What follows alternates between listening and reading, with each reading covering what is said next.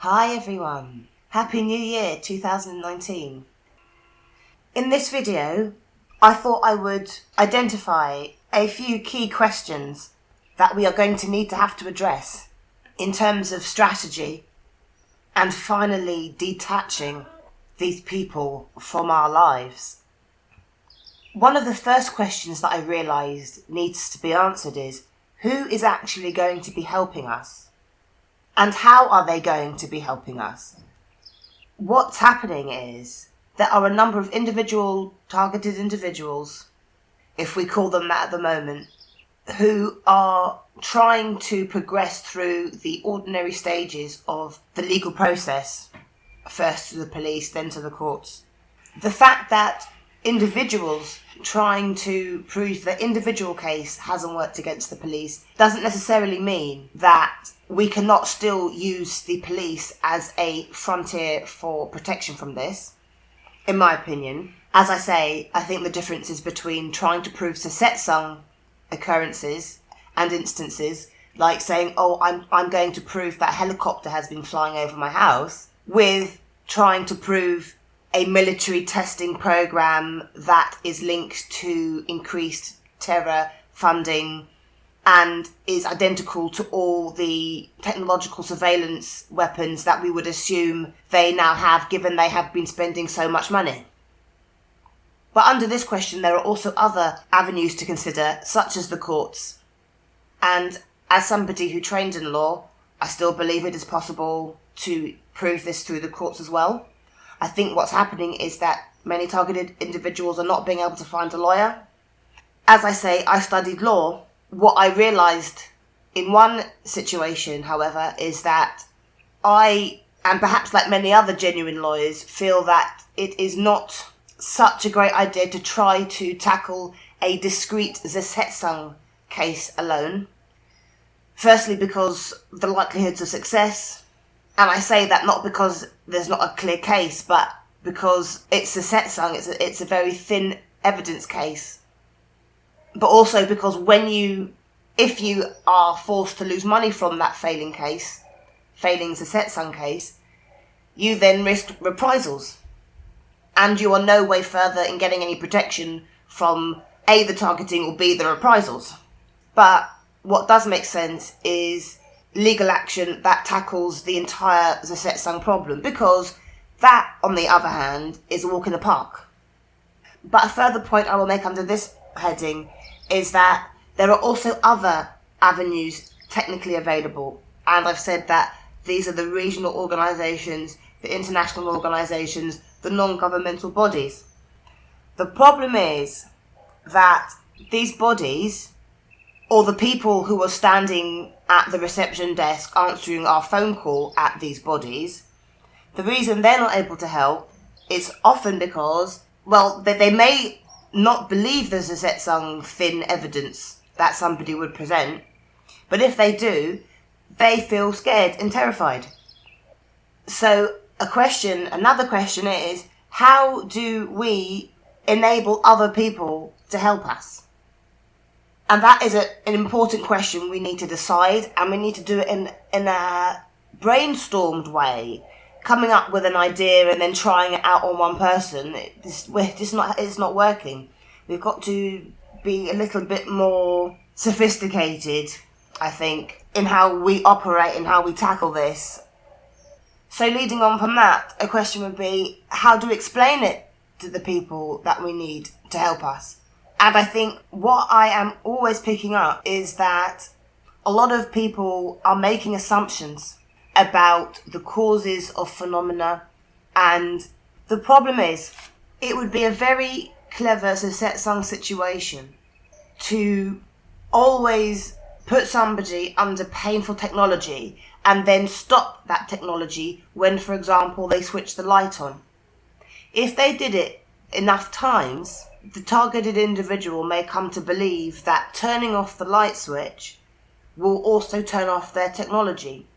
What happens is that when the individual tries to tell somebody else, each time I turn on the light, I feel pain, that is a very nice excuse for somebody who doesn't want to bother getting involved. So it's really important to be careful about assumptions and be careful about assuming certain things are the cause. In a way, we can reduce it down, and perhaps we need to reduce it down to a very few clear assumptions, core foundational principles, that we know that there is an illegal criminal gang operating that is misusing advanced technology, that is being used for military purposes through surveillance, and that they are abusing and being violent. That is what we know, and that is what, but, you know, I'm not saying that nobody knows anything more than that for sure, but you know what I mean. So another thing that I've been thinking about is how we can convince people.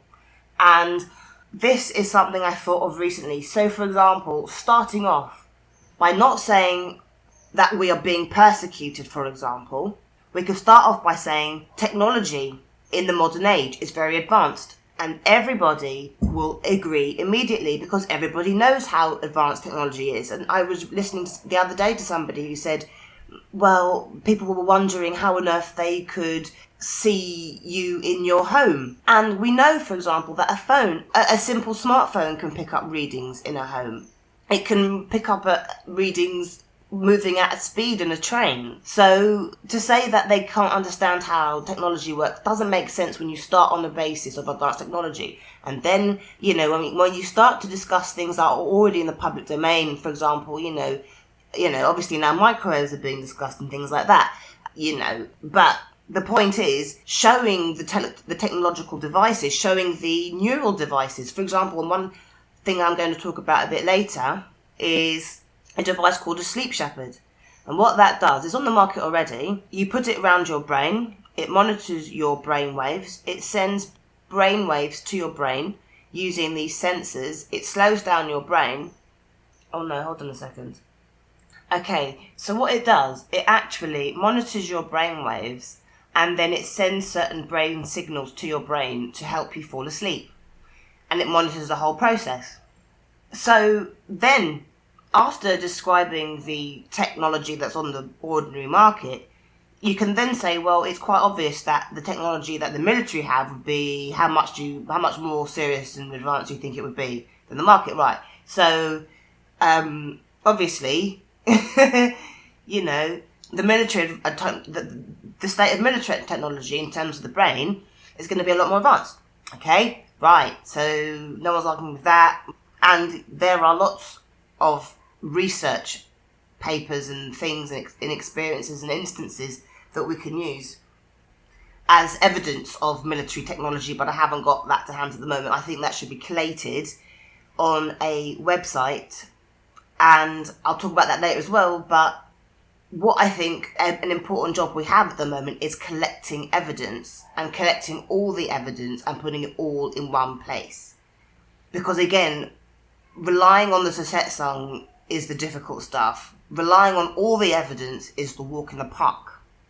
Okay, so once we identify that the military have really advanced technology and there are even more advanced things even in the public domain as well, we can then go on and say, well, unfortunately, in the military, it's a very high violent environment, and unfortunately it has attracted some people who are very violent and are very happy to attack other people.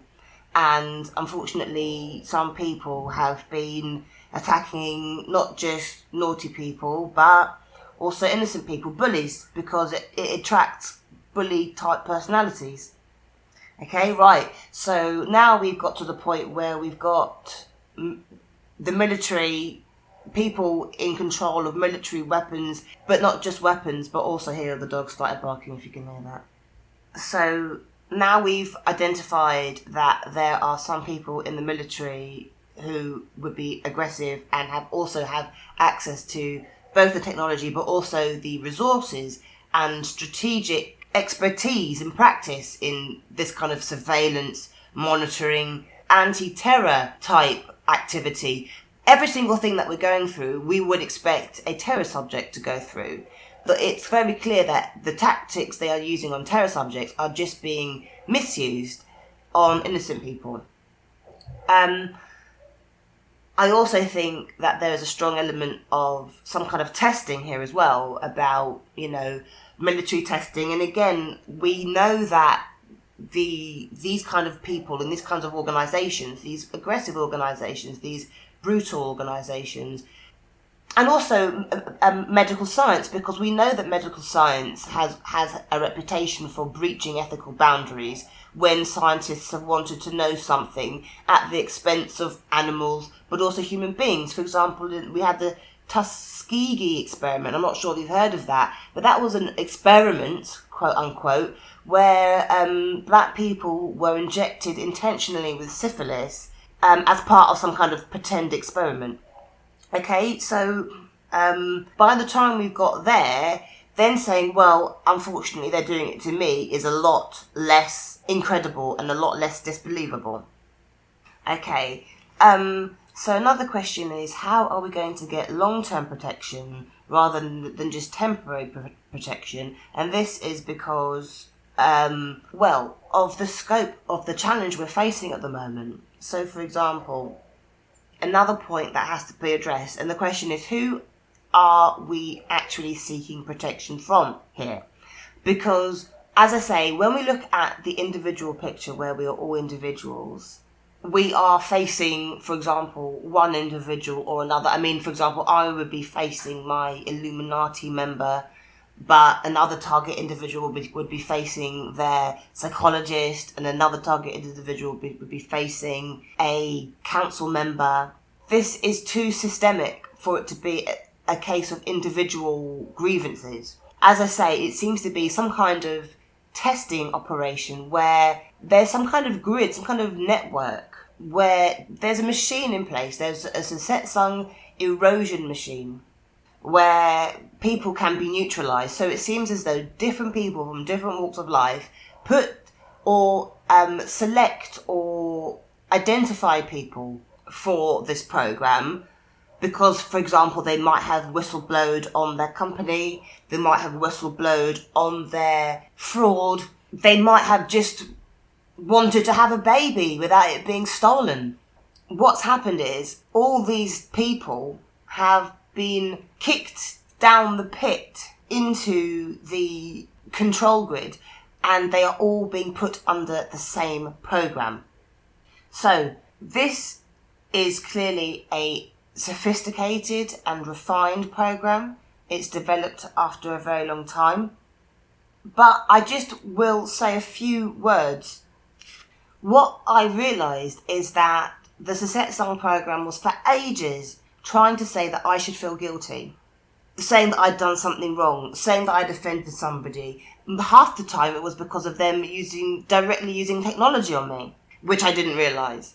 But what I've realised recently is that, whoa. I tell you something. It says in the Bible that the enemy will come to you on one path, but flee in seven. This is the problem of what we are facing. We are facing a coalition of different factions. Okay? Some people are the corporations who don't want to be caught for tax fraud. Some people are the politicians who don't want to be caught for tax fraud. But there are other people who are burning down Grenfell Tower when there are people inside it, including children. Now I'll tell you something. Nobody can be bothered to do very much in life. Most people just want to get on with their own lives, right? But I tell you something, okay? People don't like child burners. People don't like child crushers. People don't like child poisoners, okay? Which is what they have been doing across Africa with Ebola, but they've pretended it's because somebody ate a monkey instead, and everyone thought, oh yeah, of course Africans eat monkeys, therefore it's just a normal problem because they ate a monkey. They didn't realise that it was deliberate psychos doing yet more testing and trying to actually eliminate Africans.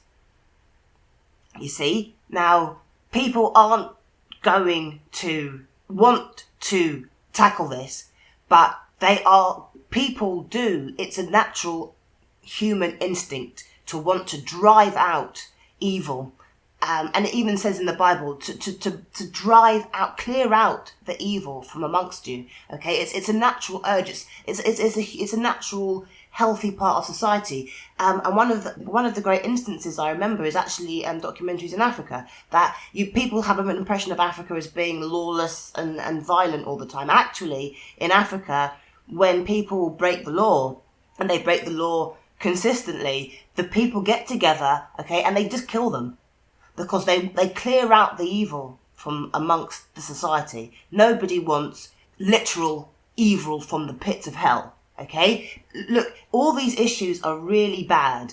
Paedophilia is bad, child trafficking is bad, the NHS problems are bad, the economy is bad, okay? But what actually brings all these problems together is the same source, the same people.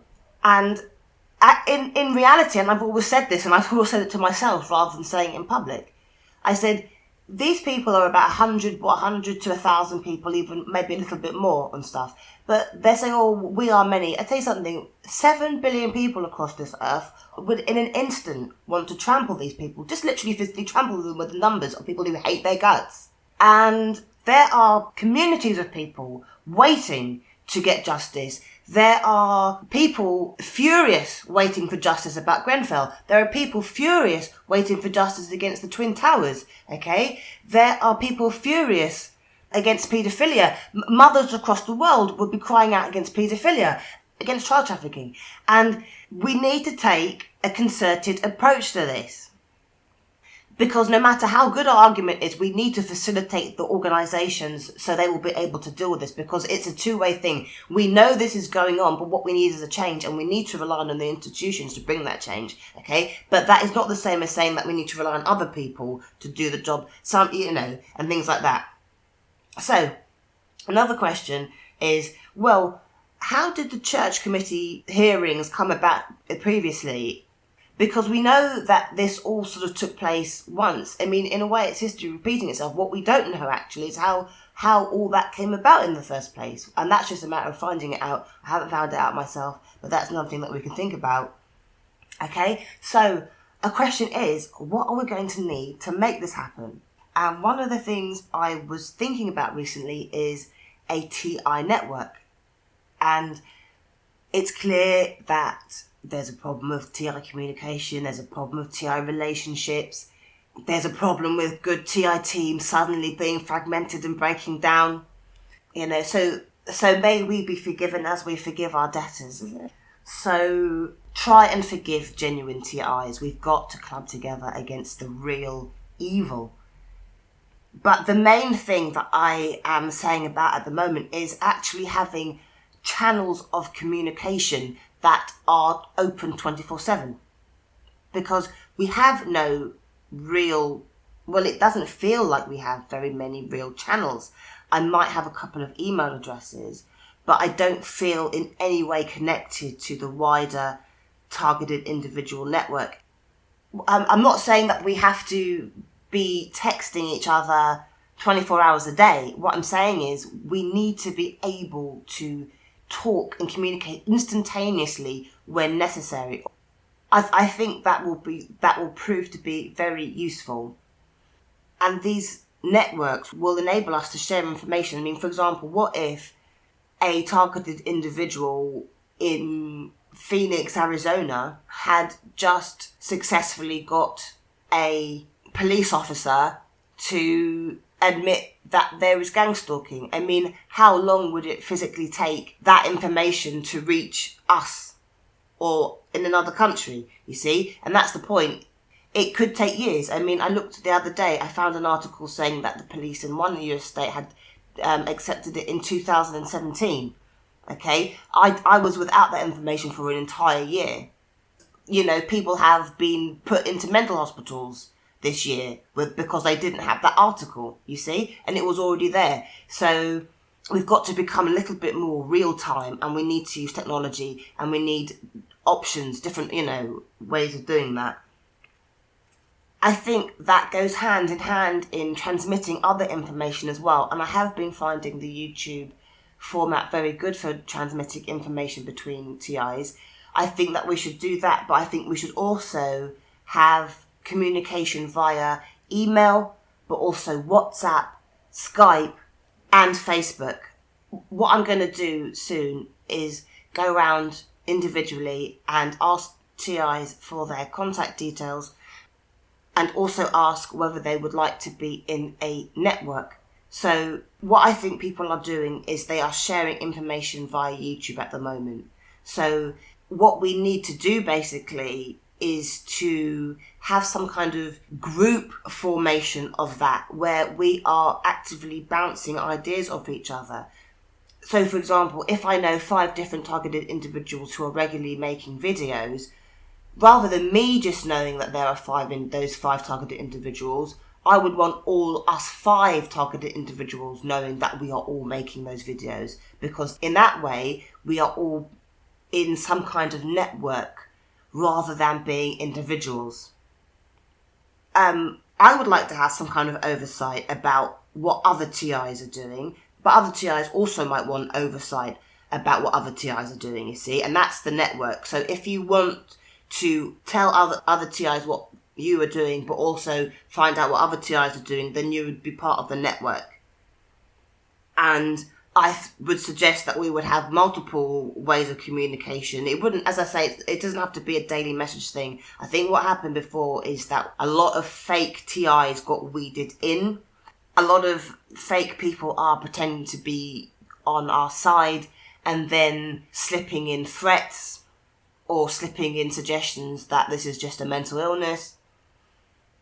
I think that we need to be able to verify TIs, and that is by having some kind of public record of what's going on, having a YouTube channel, having it on your Facebook. I think if a profile approaches us without any website about what happened to them, without any testimony, without any letter or brief explanation of what's happened to them, it's just a matter of making sure that we are not infiltrated by fakers. I think after watching people's videos, it becomes clearer that they are genuine or not, you see. So that's why it's important for people in the network to all be genuine, to all have genuine content, for all the genuine content to be understandable and comprehensible. So it's like, I know exactly what you mean, you're making sense and stuff, I can tell that you're having a genuine experience here. And then there is a genuine network, and as I say, it doesn't have to be 24 hours a day, but it should be there.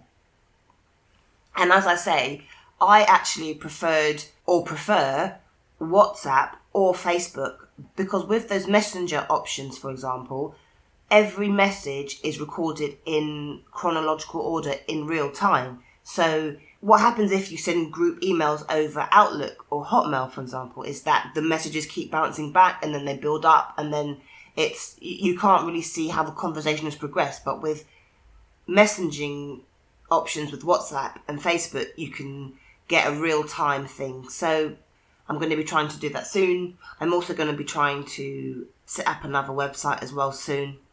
And then there are also questions about how we can build the network and how people are verified, you see, because what happens is if a genuine TI then wants to add a fake TI to the network, and then they start to cause instability and they break things down, So it needs some kind of moderation. It needs some kind of official rules that certain people will be moderating it, as long as it is genuine TIs moderating it, because I do not want to be in a position again where I'm wasting my time with fakers and, it's happening too much.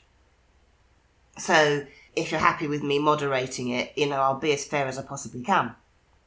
But yeah, and another thing that I noticed as well was, for example, these YouTube videos where there are conference calls being recorded and there are more than one person discussing it. You see, now when there are maybe 2, 3, 4 sensible, rational, intelligent people discussing things, talking very sensibly, there is no way those people can be called mentally ill. But yeah, and another thing as well is that the importance of the network is this, that if, for example, you record something on your camera, okay, and then you want to record it and you say, I've got the evidence, okay. Now what happens is, if nobody sees your video okay, or if only a few people see your video, okay, or if your stats are being faked, they could delete your video, okay? They could delete it from your hard drive, from your computer, they could delete it from YouTube. And then the evidence is virtually your word against theirs, okay? But it will be very different, for example, if you got 10, 20, 30 other targeted individuals across the world in the network to also see your evidence and be also able to recount word for word what exactly happened in that evidence video, okay? And in a way, you know, and that's why the genuine TI network is so important, because we are not just sharing information like the article, but we're also sharing evidence as well. We're getting witnesses to our evidence, okay? We are building up a case that is, as I say, untouchable. You see? So the network is also very important for that as well. And also, as I say, in terms of the ideas that we can be sharing, there is so much that I think every single TI is learning for themselves. And actually, if they shared that information with other TIs could learn it a lot quicker as well. So I think that the information sharing is great at the moment. People who are sharing a lot of information, what we need to do is we've got to get other TIs in this network. We need to be you know, in a sort of dynamic, real-time information sharing process. And one other point I'll make now is that in amongst this, we need to start making income. And I did allude to this earlier, but they shut my income down, okay? And they are using my lack of money as a way to force me to get sleep deprivation. Because if I don't get up and work after having no sleep, I get no money and I can't pay my rent. So they've got me over a barrel at the moment with my sleep disturbance, and I've got to make money to be able to sleep. So, as I say, what I might start doing is actually having to work as a lawyer for anybody who has the money to pay me for not a Setsung case, but for a targeting case. Okay, and I'm not going to say that I need a load of money whatsoever. All I need to do is pay my rent, and my rent is super, super low. So, basically, I just need to pay my rent, you know, and sleep, basically. So, yeah, I'm just putting that out there for the moment. Yeah, so 2019, let's clear out the evil. There are criminals, and there are also demons. We are not dealing with ordinary human beings. We are not dealing with naughty, bad, difficult human beings. We are dealing with child-burning, child-crushing, child-poisoning demons. And nobody on God's earth has any time for those demons who have also stolen all the money and who have trillions of pounds stored up that we could be using and enjoying and paying our health services and education with. And also our compensation as well for the years of Setsung and non-consensual military testing. So I want my money. I think everybody else does too. And luckily, getting our money is precisely the same as clearing out the evil from amongst us. So let's do so. I will just add here that what really needs to happen is that one of these institutions needs to take over the evil people and give them education, because they have deformed brains, excessively violent brains, and they're not competent to self-manage. Sending good wishes to everybody. And thanks so much for encouraging me. Thanks for keeping up the fight. And let's keep working together. Sending best wishes.